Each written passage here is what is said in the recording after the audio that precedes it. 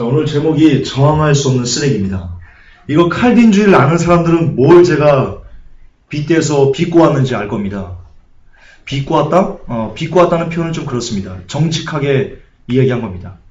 칼빈의 5대 교리 중에 우리가 그동안 갑자기 또 튤립 교리 생각이 또 갑자기 안 나는데 그 중에 하나가 뭐냐면 저항할 수 없는 은혜가 있습니다. 이겁니다. 나는 정말 하나님이 싫어요. 난 믿기 싫어. 난 목에 칼이 닿아도 난 하나님을 믿기 싫어. 그럼에도 불구하고 하나님께서 그 영혼을 선택하셨다면 저항할 수 없는 은혜를 그에게 주어가지고요. 그가 저항할 수 없어요. 이 은혜를 예수 그리스도 나는 정말 믿기 싫은데 하나님께서 선택했기 때문에 그를 구원해야 되기 때문에 그가 내가 예수 그리스도를 믿지 못하게 하는 그 마음을 무너뜨리는 거예요. 강권적으로. 내가 저항할 수 없도록. 그래서 믿음을 막 부어가지고 은혜를 막 주어가지고 걔가 주님이 살아계셨군요 라고 고백할 수 없게 만든다. 이게 저항할 수 없는 은혜입니다. 제가 뭐라고 붙였습니까? 제목을 저항할 수 없는 쓰레기입니다. 쓰레기입니다. 오늘 그게 쓰레기라는 것을 제가 그냥 김준서 또 자극적으로 그러네. 자극 아닙니다. 사실을 사실대로 여러분들에게 말씀드렸을 뿐입니다. 제가 증명해 드릴 겁니다. 이게 쓰레기라는 것을. 저항할 수 없는 칼빈주의에 저항할 수 없는 은혜가 쓰레기라는 것을 제가 정말 100% 여러분 확실히 이해할 수 있도록 납득할 수 있도록 설명을 해드리겠습니다. 자, 먼저 칼빈주의들의 주장을 좀 보겠습니다. 저항할 수 있는 은혜에 대해서. 다 유명한 신학자입니다. 팔머, 스펜서, 웨스트민스터 신앙고백. 지금 교회에서 웨스트민스터 신앙고백으로 교리문답 공부 많이 시킵니다. 아주 많이 시킵니다. 좀 보겠습니다. 저항할 수 없는 은혜가 의미하는 모든 것은 그의 성령을 사람들의 삶 가운데 역사하도록 보내사 확실하고 틀림없이 악한 백성에서 선한 백성으로 변화시키는 것이다. 팔머가 얘기했고요. 하나님께서 영원전에 그의 아들에게 주신 것은 하나님의 뜻이기 때문에 그들은 구원받아야만 한다. 머스트입니다. 구원받아야만 한답니다. 하나님께서 주권적인 은혜로 확실히 그렇게 하실 것이기에 택함 받은 자들은 저항할 수 없이 그리스도를 찾게 될 것이다. 스펜서가 얘기했고요. 그 유명한 웨스트민스터 신앙 고백입니다. 택함을 받지 못한 다른 사람들은 비록 말씀의 전파를 통하여 부름을 받고 성령의 전반적, 일반적 역사를 어느 정도 받더라도 그들은 결코 그리스도에게 참으로 돌아오지 않으며 따라서 구원을 얻지 못한다. 무슨 뜻입니까? 복음을 들어도, 복음을 전달받아도 택함 받지 못하면 구원을 받지 못한답니다. 복음을 들어도. 사람은 성령에 의해 살아나게 되고 새로워질 때까지 수동적인 상태에 있다. 그러나 성령으로 새로워지면 이 부르심에 응답할 수 있고 이 부르심을 통해 제공되고 전달되는 은혜를 받아들일 수 있게 된다. 이게 여러분들이 신처럼 떠받드는 웨스트민스터 신앙 고백입니다. 제가 목사 안수를 안 받는 이유 중에 하나입니다. 제가 장로교에서 신학했거든요. 장로교에서 목사 안수 받으려면 그때 얘기합니다. 웨스트민스터 신앙 고백에 따른 신앙 고백을 인정합니까? 그때 예라고 해야 됩니다. 아니요, 그러면 안수 못 줍니다. 저는 절대 이것에 대해서 예라고 할 수가 없습니다. 이런 쓰레기 같은 교리에 예라고 할 수가 없습니다. 괜히 싸움만 납니다. 자, 제가 목사 안수 받으러 갔다 이겁니다. 안수식이 거행되는 날입니다. 노예 목사님들 쭉 앉아가지고 이제 안수위원 들어와가지고 안수하려고 합니다. 그때 이걸 한다니까요, 선포하게. 웨스트민스터 신앙 고백에 따른 어떤 장로교의 어떤 것들을 이제 인정하십니까? 그때 제가 아니요 라고 하면 아수라장이 되는 겁니다. 목사 안수를 받으려고 눈 감을 수 없습니다. 목사 안수 따위를 받으려고 따위? 죄송합니다. 그거는 제가 실수했습니다. 정정하겠습니다. 목사 안수를 받으려고 아닌 것에 예라고 눈 감을 수 없습니다. 그럴 수 없습니다. 이런 교리로 신학교에서 배우기 때문에 신학교에서 이렇게 가르칩니다. 그러니까 이렇게 되는 겁니다.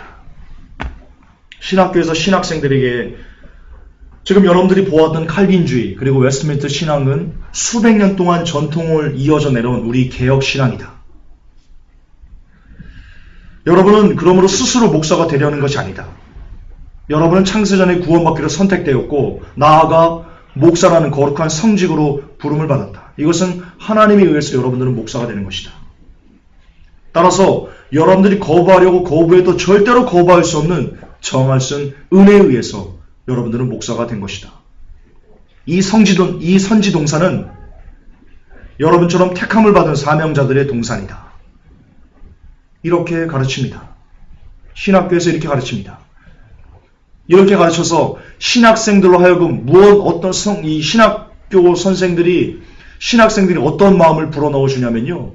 마치 여러분들은 대단해요. 하나님께 특별히 부름을 받은 아주 특별한 스페셜리스트들이야. 그렇게 자아도취할 수 있도록 한껏 여러분 20살 고등학교 때 사회 경험이 있습니까? 무슨 사회 경험이 있습니까? 고등학교 때. 난 공부만 했었고 학교집. 그렇게 전혀 세상 물정을 모르고 자아 존중감이 무엇인지 자의 정체성이 뭔지에 대한 고민을 한 번도 안 해본 애들이 신학교 갔더니 신학교 교수가 얘기하는 겁니다. 여러분 선택된 겁니다. 구원받은 것도 감사한데 여러분들 그 양들을 치리하는 거룩한 사명으로서 목자로서 여러분 부름받은 겁니다.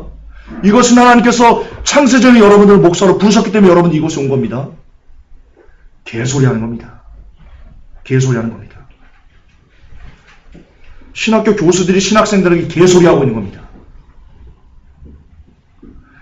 그러면 정체성이 완전되지 않은 사람들이 그걸 듣고 신학생들이 교수로부터 어떤 마음을 갖겠습니까? 아, 나는 성도가 다르구나. 나는 평신도 나무래가 다르구나.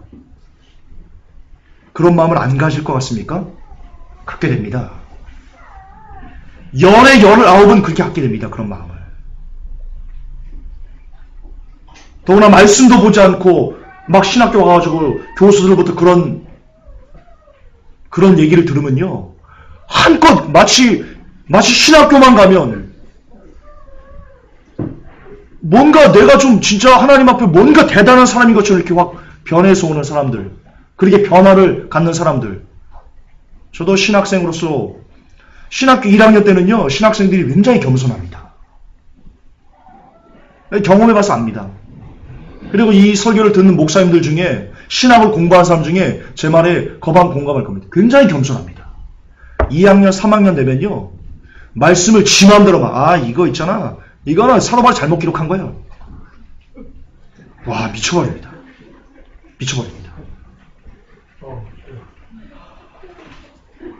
4학년만 딱 되면요.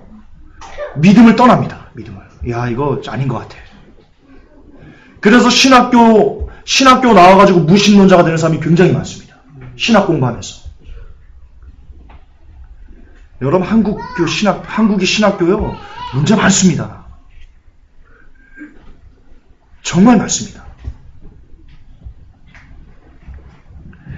자, 이렇게 신학교에서 신학생이 가르치니까 이런 어처구니 없는 일이 생기는 겁니다. 이렇게 배운 목사들이 나가서 이렇게 되는 겁니다. 모세를 대적하지 마. 지가 모세랍니다. 목사가 모세랍니다. 개소리 하는 겁니다.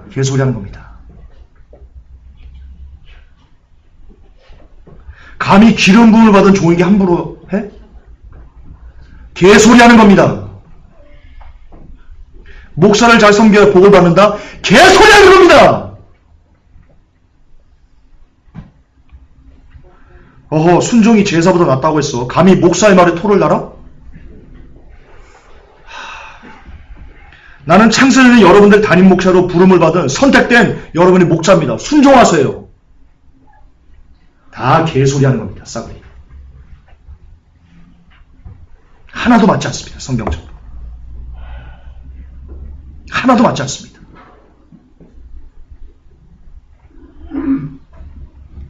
여러분, 사도들도 그렇게 얘기하지 않았습니다. 사도들도. 고넬료 아십니까? 고넬료? 천사가 나타나서 베드로를 청하라고 그랬습니다. 베드로가 왔습니다. 고넬료가 무릎 꿇었습니다. 베드로가 뭐라고 합니까? 일어나라. 나도 사람이다. 근데 지금은요? 지금 목사들은 양국교회 무릎 안 꿇으면요? 기름 부음 받은 종에게 무릎을 안 꿇어? 건방지구만. 감히 목사 말을 토를 다뤄 대적해? 3대가 멸망할 거야.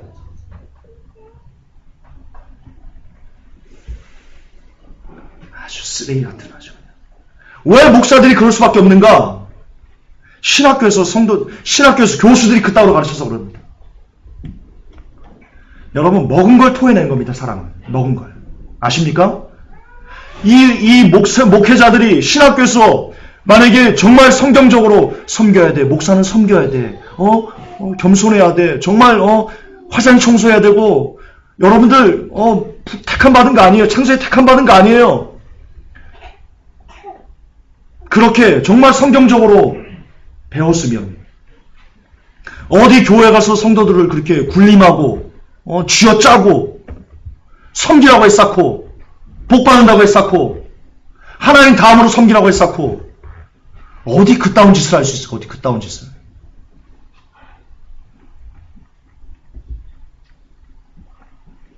그걸 배웠기 때문에, 신학교에서 배웠기 때문에 자기도 모르게 쏟아내는 겁니다.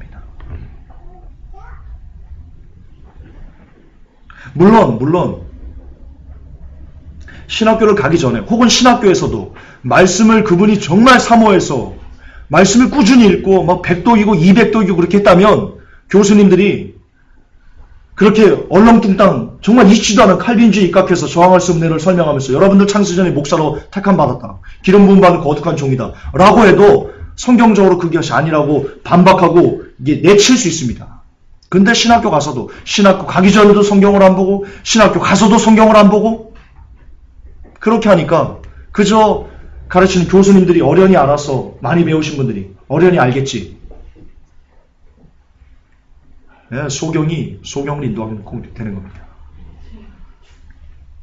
지금 이게 죄송하지만 지나친 비판을 들으려면 들으세요. 구데기 무서워 잠을 못 잔 겁니까? 이 설교가 싫으면 귀를 막으세요. 듣지 마세요.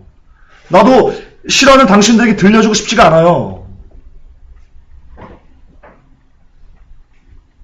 그러나 이게 한국교회 대다수의 목사들의 가치관이에요. 악한 거예요. 굉장히 악한 거예요. 따라서 칼빈주의만 없었다면, 정말 얘 칼빈만 없었다면 신학교에서 신학생들에게요, 여러분 창세전에 정할 수 있는 은혜에 입각해서 여러분들 목사로 부르심을 받은 겁니다. 그 따위 얘기할 수 없습니다. 왜? 성경적이지 않으니까요.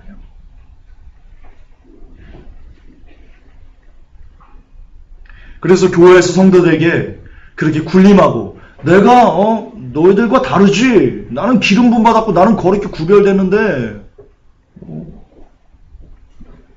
그따위 소리 할 수 없습니다. 그렇게 자행되는 참담한 일들은 현저히 사라질 것입니다.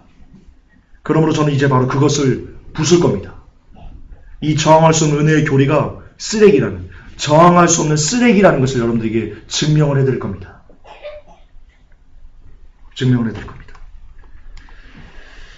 자, 칼빈주의자들이 저항할 수 없는 은혜를 이야기하는 이유가 있습니다. 의지가 완전히 죽었다.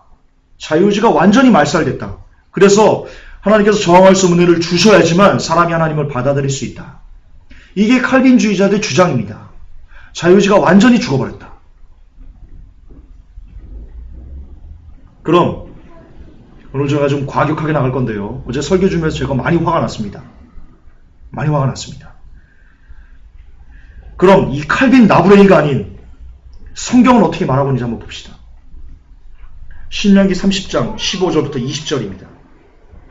보라, 내가 오늘날 생명과 복과 사망과 화를 내 앞에 두었나니 곧 내가 오늘날 너를 명하여 내 하나님 여호와를 사랑하고 그 모든 길로 행하며 그 명령과 규례와 법도를 지키라는 것이라. 그리하면 내가 생존하며 번성할 것이요 또 내 하나님 여호와께서 내가 가서 얻을 땅에서 내게 복을 주실 것입니다. 그러나 내가 만일 마음을 돌이켜 듣지 아니하고 유혹을 받아서 다른 신들에게 절하고 그를 섬기면 내가 오늘날 너에게 선언하노니 너희가 반드시 멸망할 것이라. 너희가 요단을 건너가서 얻을 땅에서 너희의 날이 장구치 못할 것이니라. 내가 오늘날 천지를 불러서 너희에게 증거를 삼노라. 내가 생명과 사망과 복과 저주를 내 앞에 두었은즉 너와 내 자손이 살기 위하여 생명을 택하라. 여기서 택하다가 바하르입니다. 뜻이요, 네가 결정해라. 라는 뜻입니다. 네가 결정해라. 네가 선택해라. decide입니다. decide.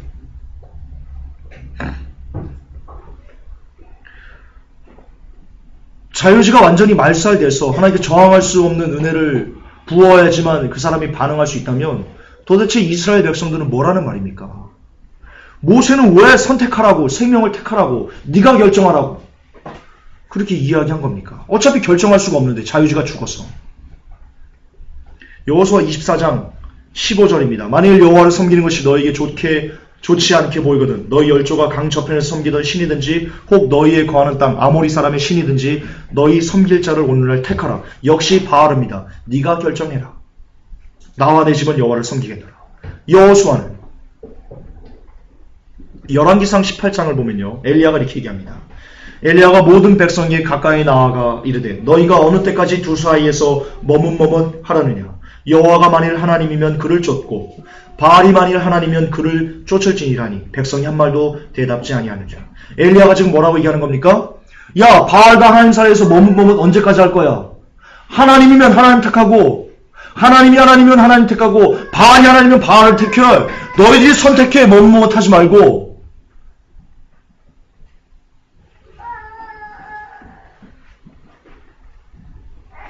따라서요, 칼빈주의에 따르면요, 모세도 여호수아도 엘리야는요, 칼빈주의를 몰라서요, 성경이 무지한 사람들인 겁니다. 칼빈이 지금 그렇게 얘기하는 겁니다. 아, 모세 무지해서 그래. 여호수아 무지해서 그래. 엘리야? 아, 성경을 잘 몰라서 그래. 그러니까 자유의지가 있다고 얘기를 하는 거야. 지금 그 짝입니다. 그 짝입니다. 지금 모세도 여호수아도 엘리야도 백성들에게 너희의 의지로 양당간의 결정을 내리라 라고 지금 촉구하고 있습니다. 강조하고 있습니다. 칼빈주의 입장에서요, 이들의 발언, 모세와 여호수아 엘리야의 발언은요, 무식한 겁니다. 왜? 자유의지가 죽었는데 어떻게 결정해요, 우리가? 스스로 어떻게 결정하냐고요. 왜냐면 이 칼빈주의 입장에서는 결정이란 인간이 하는 것이 아니고 오직 하나님께서 성령으로 결정하도록 해주고 사람은 그 결정을 수동적으로 기다리기만 해야 하기 때문입니다. 이 저항할 수 없는 은혜가 바로 그겁니다. 따라서 지금 칼빈은 모세를, 여호수아를, 엘리야를 이단이라고 하고 있는 겁니다. 그렇게 하고 있는 겁니다, 지금. 미친놈이죠. 이거 완전 미친놈이죠. 칼빈 미친놈입니다, 여러분. 정신 차리세요. 칼빈은 미친놈입니다. 욕이 아닙니다.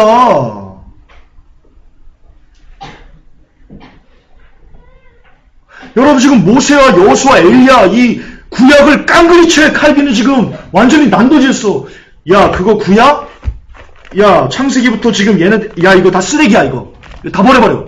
인간의 자유의지가 어딨어? 뭘 선택하기에는 하나님께서 강권적 역사이지만 사람들이 결정할 수 있는 거지. 야, 이거 모세 찢어버려. 모세 오면 찢어버려, 이거. 칼빈이 지금 이따위로 얘기하고 있는 겁니다. 여러분, 논리적으로 제 말이 맞아요. 좀 눈 좀 떠요, 좀 목사님들.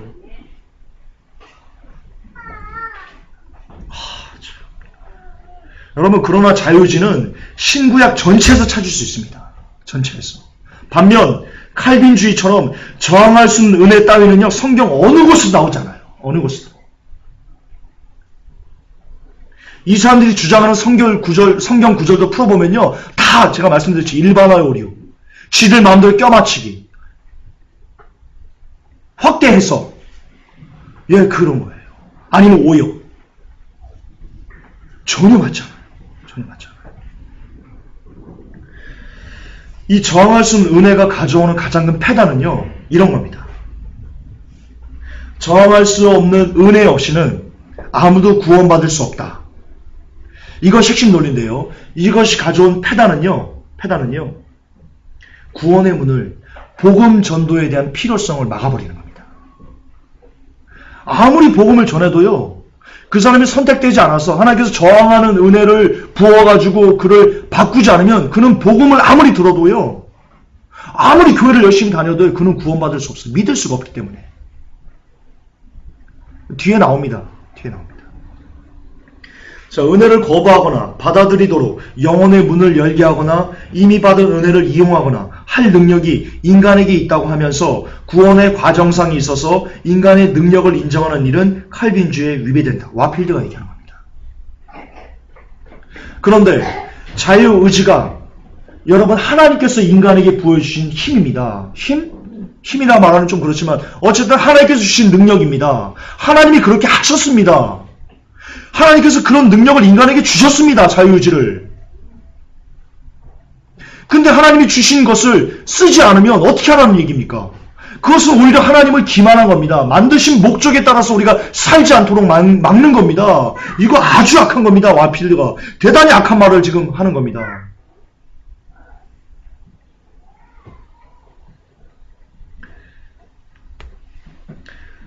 자, 최 작가님이 아이를 낳았어요. 총각에게 아이 낳았다고 그러면 좀 그런데. 어쨌든 아이를 낳았어요. 근데 아이가 정말 아이에게 뭘 주고 싶어요. 그 아이가 쓰고 읽고 하는 그 능력을 좀 이렇게 그걸 교육을 시켜서 그 능력을 갖도록 했어요. 근데 그 아이가 10살이 돼도 20살이 돼도 30살이 돼도 읽지를 않아요. 능력을 줬는데 분명히 교육을 시켰어. 읽지를 않아요. 읽으려고 안 해요. 그 읽는 능력을 사용을 하려고 하진 않아요. 최 작가님 마음이 어떡하겠어요? 아이를 보면서 복장이 터지는 걸, 야 이놈아 좀 읽어줘. 하나님도 똑같은 거예요. 하나님의 자유의지로 하나님의 어떤 것들을 바라보고 하나님을 선택하고 하나님과 같이 살고 하나님 말씀에 순종하고 이렇게 하나님과 알콩달콩 살 수 있는, 스스로 선택해서 하나님과 살 수 있는 능력을 우리에게 주었단 말입니다. 하나님 마음입니다. 같이 살고 싶은, 로봇을 만들지 않고 자발적으로 하나님과 사람이 살고 싶은 그 마음들을 하나님께서 주신 자유의지의 능력입니다. 그것을 와필드는 사용하지 말랍니다. 사용하면 칼빈주의 위배된답니다. 하나님의 능력을 침해하는 거랍니다. 하나님께서 하늘에서 들으시면요, 뒷골 당기는 겁니다. 야, 너 미쳤니 지금? 내가 쓰라고 준 능력이다 이놈아. 내가 쓰라고. 여러분, 칼빈주의가 얼마나 성경을 난도질하고 있는지 좀 깨달으셔야 됩니다. 여러분들 정말 생각하셔야 됩니다. 야, 만약에 이 와필드, 이 칼빈주의자들의 말이 옳다면요, 세상에서 가장 불쌍한 사람은 사도 바울입니다. 자, 지금 와필드가 얘기했습니다. 구원에 대해서 인간의 능력을 인정하면 이단이다. 이렇게 얘기하는 겁니다. 그러면 사도 바울은 사람들이 구원을 받게 하기 위해서, 구원의 문을 열기 위해서, 이방인들이 구원의 문을 열기 위해서 사도 바울은 어떤 고난들을 받았습니까? 아시죠, 여러분? 매 맞고, 옥에 갇히고, 굶주리고, 3번 파산하고, 동조에게 죽임을 당하기를 하고, 40이 하나 감한 매를 3번을 맞고, 거의 반죽을 뻔했던 일이 얼마나 많습니까? 그럼 그렇게 구원의 문을 열기 위해서 애를 썼던, 복음의 빛인 자로서 살아갔던 사도 바울은, 지금 와필드는요, 이렇게 얘기하는 겁니다. 멍청한 노인네. 지금 칼빈주의자는 사도 바울 보고 이 멍청한 노인네라고 하는 겁니다. 왜냐? 구원에 있어 인간의 능력을 인정하면 안 되기 때문입니다. 사도 바울의 그 노력을 인정하면 안 되는 겁니다. 칼빈주의 입장에서는. 어리석음입니다. 사도 바울이. 지금 그렇게 얘기하고 있는 겁니다. 사도 바울에게 악담을 품고 있는 겁니다. 이 멍청한 노인네라고. 와필드가. 칼빈이. 이게 칼빈주의 실체입니다, 여러분. 제가 왜 그토록 칼빈과 싸우려고 하는지 우리 이해하셔야 됩니다.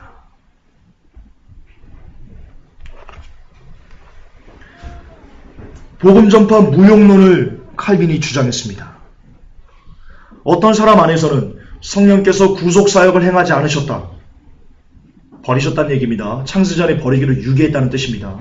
인간은 영적으로 죽었기 때문에 복음을 통한 외부적 초청을 듣고 또 하나님의 말씀을 스스로 수십 번 읽는다 할지라도 결코 예수 그리스도를 믿을 수가 없다.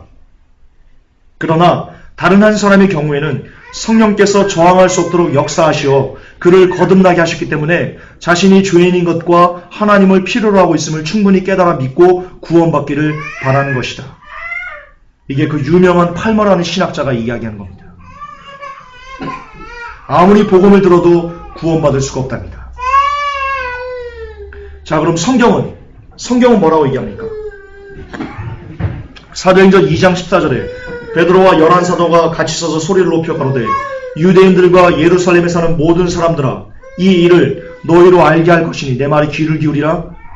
36절에 그런즉 이스라엘 온 집이 정령할지니 너희가 십자가에 못 박은 이 예수를 하나님이 주와 그리스도가 되게 하셨느니라 하니라. 저희가 이 말을 듣고 마음에 찔려 베드로와 다른 사도들에게 물어가로되 형제들아 우리가 어찌할꼬 하거늘. 여러분, 이 무리가 성령 받았습니까? 자, 베드로 사도가 유대인들에게 얘기하는 겁니다. 너희들이 죽인 예수가 메시아였어. 너희들이 기다려온. 그러자 이 말을 듣고 마음에 찔림이 왔습니다. 성령님께서 강권적으로 역사하신 겁니까?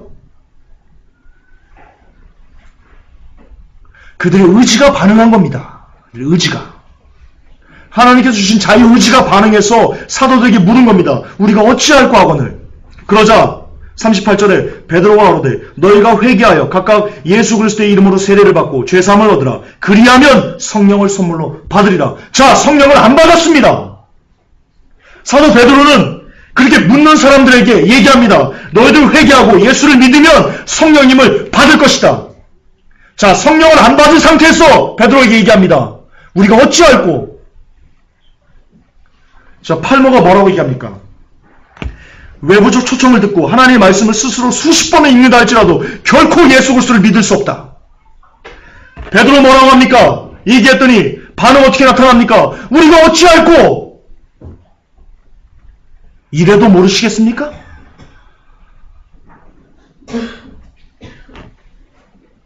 만약 복음 무용론이 성경적이라면 이 칼빈주의자가 얘기하는 것처럼 아무리 복음을 전해도 선택받지 못한 사람은 예수님을 믿을 수 없다라는 복음 무용론이 성경적이라면 베드로는 뭐하러 이렇게 열심히 복음을 전한 겁니까? 베드로 위에 칼빈이 있네요. 지금 칼빈이 이걸 보면서 이 사도행전을 보면서 칼빈이 이랬겠네요. 이야, 베드로 사도 멍청했구만. 아이고, 12사도 수제라는 놈이 아이고 멍청한 놈. 어떻게 복음을 믿어? 복음을 왜 전해? 어차피 선택되지 않으면 아무리 전해도 못 듣는데 복음을 왜 전하는 거야? 아이고 멍청한 놈. 칼빈이 이랬겠네요. 지금 그 짝입니다. 정확하게 그 짝입니다. 지금. 또한 성령을 받는 순서 역시 베드로와 사도행전과 칼빈이 충돌하고 있습니다. 칼빈은 분명히 얘기합니다. 성령을 먼저 받고 그가 거듭나게 해야지만 그가 예수님을 믿을 수 있다. 성령의 역사다. 그러나 베드로는 이렇게 얘기합니다. 너희가 회개하고 예수님을 믿어. 그러면 성령을 받을 거야. 순서가 다릅니다. 자, 성경이 이렇게 너무나 뚜렷하게 칼빈주의가 아니라는 것을 이야기하고 있습니다. 베드로와 칼빈이 부딪히고 있습니다. 베드로와 칼빈이 극과 극을 달리고 있습니다. 여러분은 무엇을 선택할 겁니까? 한국교회는 무엇을 선택할 겁니까? 목사님들은 무엇을 선택할 겁니까? 그래도 여전히 이 설교를 듣고도 여전히 저를 이단이라고 얘기하겠죠. 미쳤다고 얘기하겠죠. 선택하십시오. 선택하십시오.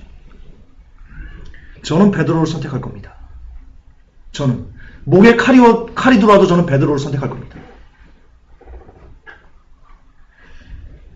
또한 칼빈은요, 예수님의 초청도 헛되게 하고 있습니다. 마태복음 11장 28절에 수고하고 무거운 짐진 자들아 다 내게로 오라. 내가 너희를 쉬게 하리라. 주님이 초청합니다. 다 내게로 오라고.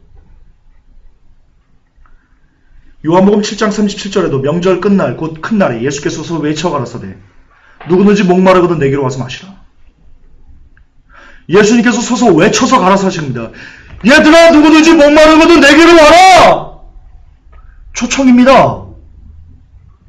근데 아시겠지만 성령님은요, 예수님께서 승천하시고 숨을 부르고 달았을 성령을 받으라 라고 그때 성령님께서 오십니다. 각 사람에게 역사하신 것을 시작하십니다.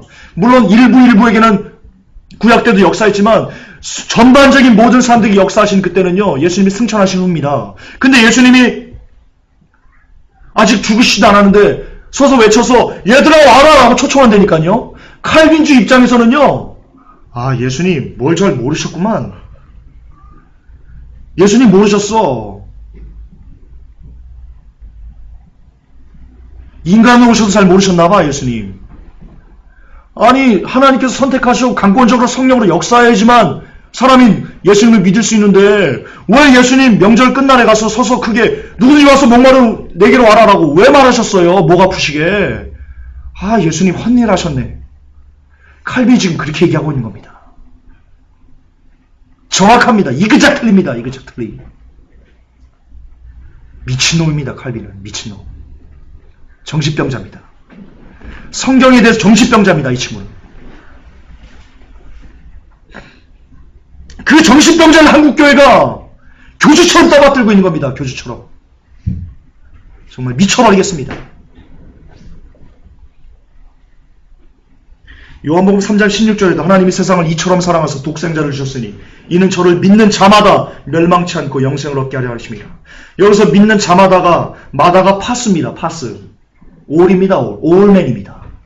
예수님을 믿는 모든 사람들은 다 구원을 받게 되는 겁니다.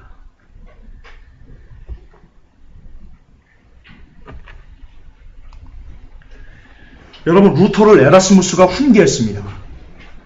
이 자유의지 논쟁이 있었거든요. 자유의지에 대한 논쟁. 루터는요, 자유의지가 완전히 죽었다. 칼빈주의와 똑같이 그렇게 얘기를 했습니다. 하나님께서 강권적으로 역사해야지만 구원을 얻을 수 있다. 여러분, 죄송합니다. 루터도 그렇게 올바른 성경 해석을 갖고 있는 신학자가 아니었습니다. 로마 가톨릭은 다 그렇습니다. 여러분, 그렇게 보셔야 됩니다. 로마 가톨릭 그 신부였지 않습니까, 루터가.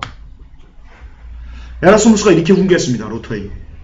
만일 모든 사람들에게 명령한 것들을 행할 능력이 없다면 성경에 수없이 나오는 모든 권고들은 물론이고 모든 약속들과 경고들, 충고들, 책망들, 확언들, 축복들, 저주들과 이것들과 함께 사용되어야만 하는 모든 형태의 가르침들은 아무 쓸모가 없어지고 만다. 만일 모든 사람들에게 명령한 것들을 행할 능력이 없다면 에라스무스가 이렇게 하는 겁니다. 만일 모든 사람들에게 하나님께서 명령한 그것들을 사람들이 행할 수 있는 능력이 없다면 성경은 쓰레기다.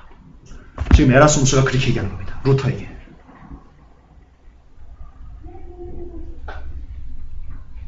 맞습니다. 에라스무스의 말이 맞습니다. 왜냐하면 성경에 보면 하나님께서 다 그렇게 해야 돼. 너희들 그렇게 해내면 안 돼. 내가 그것을 원해. 이렇게 해봐. 라고 우리의 선택과 우리의 결단과 우리의 반응을 하나님께서 끊임없이 요구하는 것이 성경이기 때문입니다.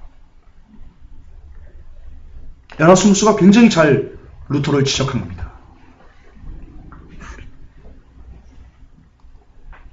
자, 칼빈주의 막장 중에 막장은 이겁니다. 아, 정말 제가 화가 났습니다.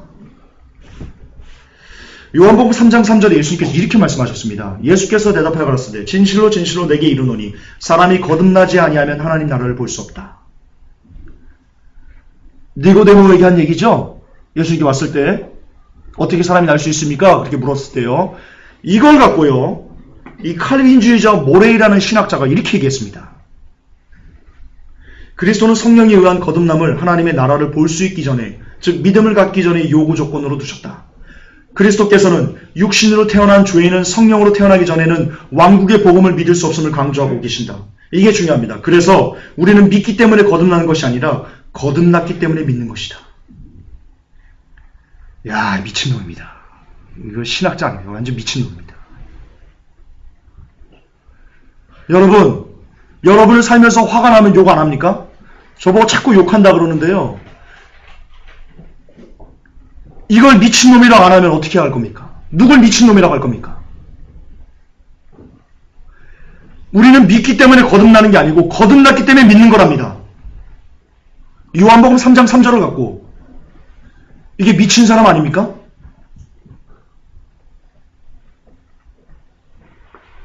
신학생들이 신학교에서 이런 거를 배우고 있습니다. 이런 거를 성경적인 거라고 배우고 있습니다. 심하게 말할까요? 배우고 자빠져 있습니다. 신학교는 성도들을 지옥으로 쳐넣는 악의 구렁텅이 중에 하나입니다. 현재는 그렇습니다. 예, 그렇습니다. 거듭남은 성령의 능력이다. 예수님께서 대답하여 가라사대 진실로 진실로 내게 이르노니 사람이 거듭나지 아니하면 하나님 나라를 볼 수 없느니라. 4절에 니고데모가 묻습니다. 사람이 늙으면 어떻게 날 수 있삼나이까? 두 번째 모태에 들어갔다가 날 수 있삼나이까? 예수께서 대답하시되 진실로 진실로 내게 이르노니 사람이 물과 성령으로 나지 아니하면 하나님 나라에 들어갈 수 없다. 이처럼 거듭남은요 성령님의 도움으로 나는 겁니다. 그럼 성령님은 누구에게 임하십니까? 성령님은 누구에게 임하십니까? 믿지도 않은 사람들에게 성령님이 임하십니까? 아까 똑같습니다. 베드로사도는 얘기합니다. 너희가 회개하여 예수 그리스도 이름으로 세례를 받고 죄 사함을 얻으라. 그리하면 성령을 선물로 받으리라. 예수 그리스도를 회개하고 믿는 것이 먼저입니다. 그리고 성령을 받으면 그 성령님의 능력으로 말미암아 거듭나는 것입니다. 따라서 믿기 때문에 거듭난 것이 아니라 거듭났기 때문에 믿는 것이다 라는 것은요 완전히 성경을 완전히 비틀어버린 180도 성경과 반대의 말을 하는 루시퍼의 소리입니다. 이 모레이는 루시퍼의 소리를 하고 있는 겁니다. 귀신 소리하고 있는 겁니다. 칼빈주의는요 지금 귀신 소리하고 있는 겁니다. 귀신 신나라 까먹는 소리하고 있는 겁니다. 칼빈주의는.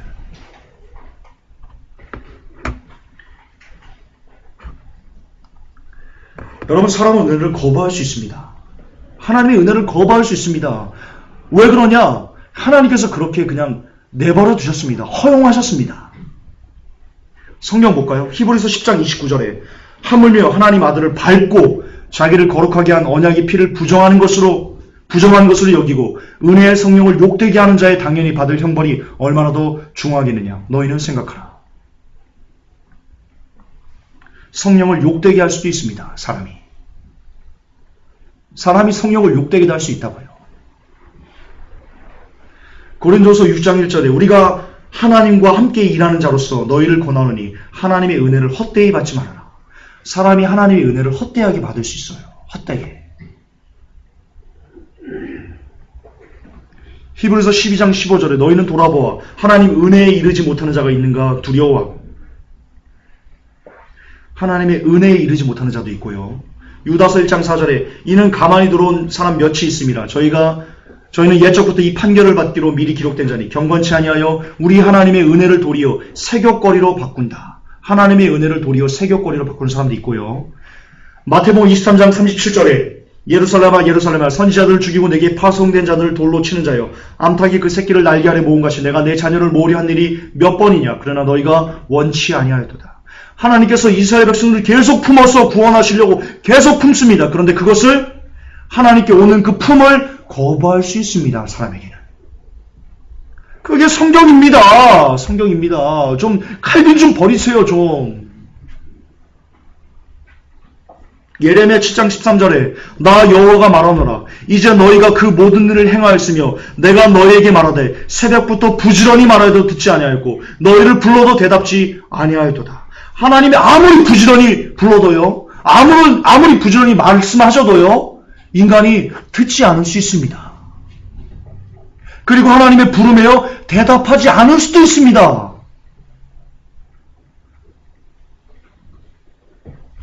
성경이 그렇게 얘기하고 있습니다. 그러므로 지옥은요. 인간의 책임인 겁니다. 저항할 수 없는 은혜라면요. 지옥을 보내시는 것이 하나님의 책임이어야 됩니다. 하나님 어떤 사람은 왜 저항할 수 없는 은혜를 줘서 천국 데려가시고 나는 왜 그렇게 믿으려고 발버둥 치는데 나는 왜 저항하는 은혜 안 줘서 하나님 못 믿게 하셨어요? 그리고 왜 지옥 보냈어요? 라고 하는 지옥에서의 망자들의 외침에 하나님은 할 말이 없으십니다. 근데 분명히 성경에 내가 새벽부터 부지런히 말했어. 니들이 듣지 않았어. 그러므로 지옥은 니들의 책임이야. 나는 내가 해야 될 일을 다 했어.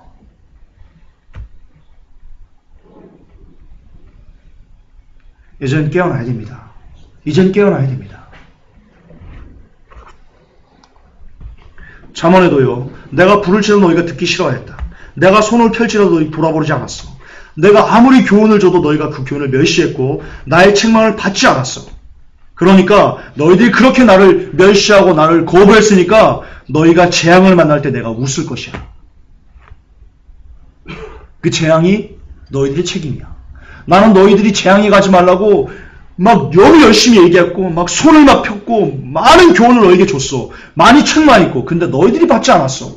너희들이 듣지 않았어. 그러므로 재앙이 너희에게 임했을 때 그 책임은 단연코 너희들 것이야.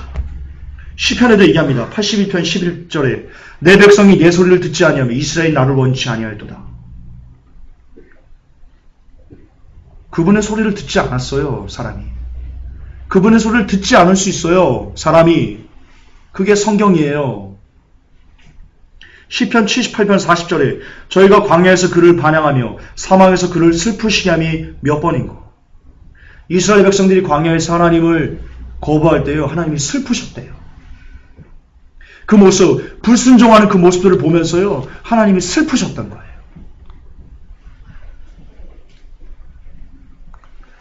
그렇게 사람은 하나님을 슬프게 할 수 있는 존재예요. 하나님이 그렇게 만드셨어요. 저희가 돌이켜 하나님을 제3 시험하며 사람이 하나님을 시험할 수도 있어요. 악한 거죠. 악한 거죠. 이처럼 사람은 하나님의 은혜를 저항할 수 있어요. 그게 성경적인 개념이라고요. 근데 칼빈주의는 저항을 못한대요. 절대로 저항을 못한대요. 왜 제가 저항할 수 없는 쓰레기라고 하는지 이제 이해가 되십니까? 예, 성경적이지 않잖아요. 지금 저항할 수 있잖아요. 그러면 성경에서 아니라고 하면 아닌 거죠. 뭘 토를 날 거야. 아무리 칼빈이 위대한 신학자라고 떠받들음을 당하면 뭐해. 성경적이지 않은데. 하지만 칼빈주의는요. 끝까지 우깁니다. 정말 막대 먹어도 아주 막대 먹을 사람들입니다. 끝까지 우깁니다. 자, 질문이 있습니다. 만일 선택된 자들 중에 하나님의 말씀을 받고 구원받기를 원하지 않는다면 어떻게 되겠습니까? 차작가님이 선택됐어요. 차작가님이 선택됐어요. 근데 차작가님이 말씀 받는 거 싫어해요. 예배 드리는 거 싫어하고요. 기도하는 거 싫어하고요. 그냥 하나님 자체가 싫어요. 근데 선택했어요. 하나님께서. 야, 이런 사람이 있을 때 차작가님은 구원받습니까? 이렇게 묻는 겁니다. 그때 칼빈주의자들이 대답입니다. 그리스도께서 그분을 거절한 채로 내버려 두지 않았기 때문에 걱정하지 말아라. 이게 칼빈주의자들의 대답입니다. 차작가 구원받을 거야. 걱정하지 마. 걱정하지 마. 지금 터널라이트에서 온몸을 불살라도 걱정하지 마. 구원받을 거야. 그 얘기하고 있는 겁니다. 쿠스탕스가 얘기합니다. 만일 사람이 저항할 수 있다면 하나님은 자유로이 행하실 수 없고 결국 하나님의 자유는 인간의 자유에 제한을 받게 됩니다. 그러므로 정할 수 없는 애를 줘서 구원할 것이다. 그 유명한 아덤 핑크가 얘기합니다. 죄인은 그가 안전하게 믿을 수 있기 전에 하나님의 의에 살리심을 받아야만 한다. 유명한 신학자 베트너가 얘기합니다. 사람은 그리스도를 믿기 때문에 구원받는 것이 아니라 그가 구원받았기 때문에 그리스도를 믿는다. 야, 미친놈이죠. 미친놈이죠. 이건 완전히 미친놈이죠. 근데 떠받들고 있어요. 이 신학자를. 한국교회에서. 신학생들이 떠받드는 신학자 중에 한 명이 베트너예요. 한국교회 신학생들이. 정신 차리세요. 정신 차리세요. 혹세마가 얘기합니다. 선택받은 사람은 그가 믿을 수 있기 전에 믿음의 능력을 지녔고 그가 회개할 수 있기 전에 회개의 선물을 가졌다. 거듭난 사람이 그리스도께로 오는 것이다. 거듭남 없이는 아무도 그리스도께로 올 수 없다. 스포로울. 사람은 그가 처음에 그리스도를 믿었기 때문에 거듭나는 것이 아니라 거듭났기 때문에 그리스도를 믿는 것이다. 아더 핑크. 선택받은 사람은 아무도 구원받지 않은 채로 죽지 않는다. 쿠스탕스. 선택받았으면요, 차 작가님 터널라이트에서 열심히 몸을 흔들어도요, 열심히 도박하고 열심히 온갖 죄란지는 싹 다 지어도 구원받지 않은 채로는 죽지 않습니다. 할렐루야. 이게 칼빈주의 논리입니다. 그러니까 오늘날 한국교회를 개독교로 만들어버린 겁니다. 그러니까 막 살아도 개같이 살아도 교회만 다니면 당신 구원받았으니까 구원 확신 잃어버리지 마라. 칼빈주의가 기독교를 개독교로 만든 겁니다.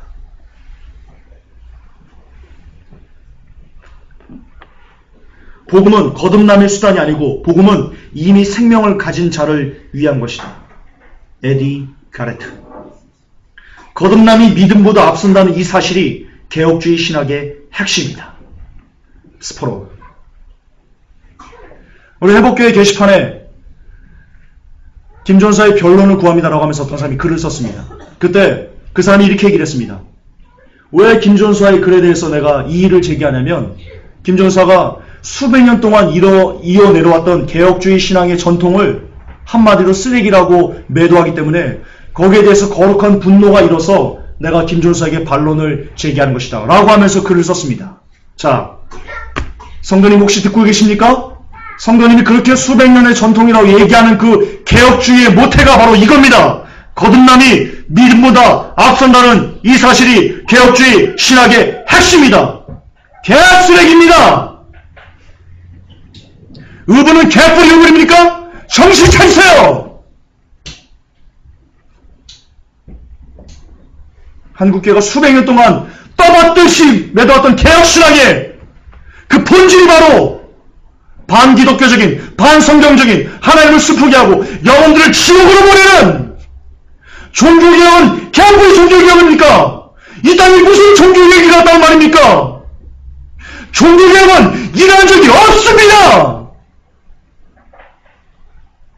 종교개혁은 이 땅에 일어난 적이 없습니다. 아셔야 됩니다. 깨달으셔야 됩니다. 한 번도 이 땅에 종교개혁은 일어난 적이 없습니다. 종교개혁은 사기입니다. 사기. 사기입니다. 종교개혁은. 여전히 우리는 로마 카톨릭 휘하에서 영혼들이 지옥 가듯이 여전히 우리는 칼빈주의 아래에서 지옥 가고 있는 겁니다. 이 땅에 종교개혁은 일어난 적이 한 번도 없습니다. 한 번도 없습니다. 이게 개혁주의 신앙의 전통이라는데, 이게 핵심이라는데, 거듭남이 믿음보다 앞선다는 사실이 개혁주의 신앙의 핵심이라는데 무슨 종교개혁이 일어났다는 말입니까?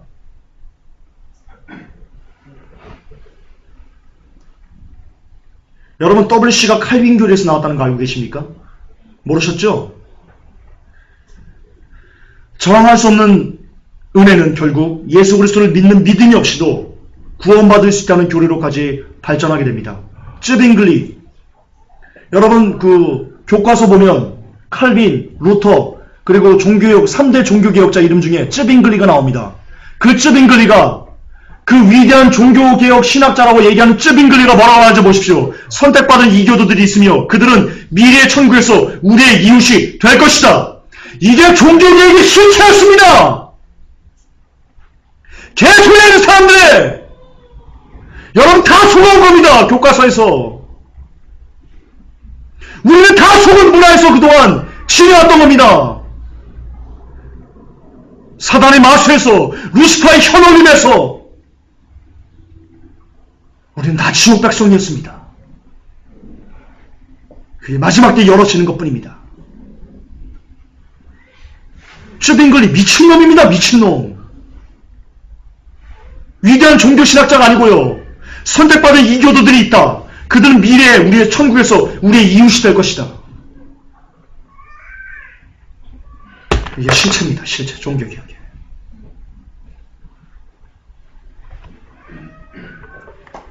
장키우스, 복음이 들어가지 않은 국가에서도 하나님의 비밀스러운 은혜로 선택된 자들이 있다. 베트너, 복음화되지 않은 세계에서 그의 선택하신 자들을 모으시는 비정상적인 방법이 있음을 우리는 인정해야 된다. 더 유명한 웨스트민스터 신앙고백 이렇게 얘기합니다. 택함을 받은 유아들은 어려서 죽는다 하더라도 하나님의 기뻐하시는 때와 장소와 방법으로 역사하시는 성령을 통하여 그리스도에 의해 거듭나고 구원을 받는다. 또한 이게 중요합니다. 말씀의 전파를 통하여 외적으로 부르심을 받을 수 없었던 다른 모든 택함받은 사람들도 이 유아의 경우와 동일하다. 복음을 듣지 않아도 예수 그리스도가 아니어도 하나님이 택하신 이 교도들은 구원받는다라고 한국교회가 정말 신처럼 떠받드는 웨스트민스터 신앙 고백에 기록이 되어 있습니다. 웨스트민스터 신앙 고백은 개 쓰레기입니다. 완전 개 쓰레기입니다.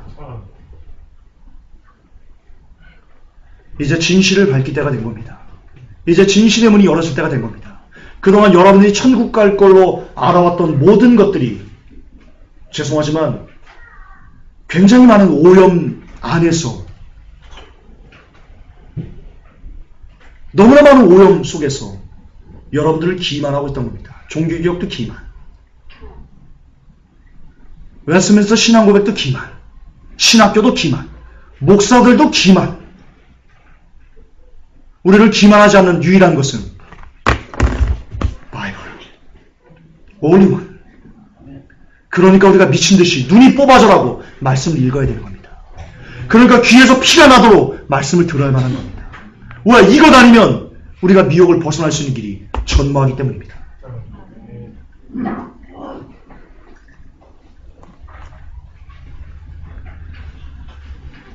그러므로 WCC의 그게 뭡니까? 이 교도들에도 구원이 있다.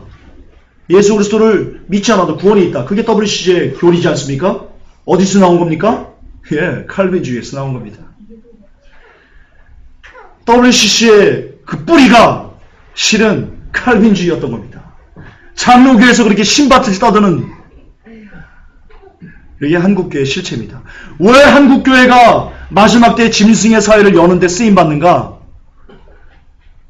우리가 변질돼서 하나님께서 심판하시는 거라고요? 아닙니다. 천만의 만만의 콩떡입니다. 우리가 다른 어떤 나라보다도 이 개쓰레기 같은 이 루시퍼가 사랑하는 이 교리에 심취했기 때문에 우리가 그에 합당하게 쓰임을 받는 것뿐입니다. 원인은 그거였던 겁니다. 원인은 그거였던 겁니다. 우리 민족은요, 어쩌면 하나님의 저주에 굉장히 가까운 그런 민족이었던 겁니다. 정신 차려야 됩니다. 그게 진실입니다. 진실입니다.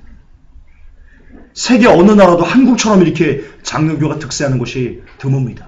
물론 스코틀랜드 뭐 그 정도, 어쨌든 굉장히 그 득세하는, 이 칼빈이 그렇게 득세하는 나라가 한국이 참 유일무이하다 싶을 정도로 그렇게 높습니다. 왜 우리나라가 짐승을 추구하는지, 짐승의 삶을 위해서 빠르게 달려가는지 그 원인이 우리가 또 증명된 겁니다. 한국은요, 아주 악한 나라입니다. 우리나라는. 이 민족은요, 대단히 악한 나라입니다.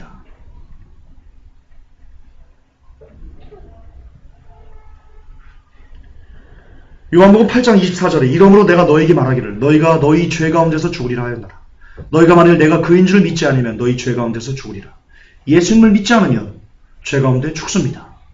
요한복음 14장 6절에 예수께서 가라사 내가 곧 길이요 진리요 생명이니 나로 말미암지 않고는 아버지께로 올 자가 없다. 예수님 외에는 아버지께로 올 자가 없다고 얘기하는데, 칼빈주의는 예수님이 아니어도 택함받은 사람들은 하나님께로 나올 수 있다 라고 말합니다. 사도행전 4장 12절에 다른 이로서는 구원을 얻을 수 없나니 천하 인간의 구원을 얻을 만한 다른 이름을 우리에게 주신 일이 없다. 예수 그리스도 외에는 구원이 없습니다. 그것이 성경에서 우리에게 가르치는 바입니다. 그러나 칼빈은 예수 그리스도가 아니어도 구원받을 수 있다라고 이야기하고 있습니다. 다원주의 모태, WCC의 모태, WCC의 뿌리, 칼빈이었습니다. 결론입니다. 제가 다각도로 여러분들이 저항할 수 없는 은혜가 제가 제목에 달한 것처럼 저항할 수 없는 쓰레기라는 것을 제가 다각도로 증명을 했습니다. 더 증명할 필요가 없을 정도로 칼빈주의는 그냥 쓰레기, 그 이상도 그 이하도 아닙니다. 여기에서 제가 쓰레기라고 말하고 미친놈이라고 말하는 것으로 토를 단다면 여러분은 위선자입니다. 위선자입니다. 그것을 나아가 칼빈주의는 쓰레기를 넘어 영혼을 지옥으로 보내는 루시퍼의 악마의 교리였던 겁니다.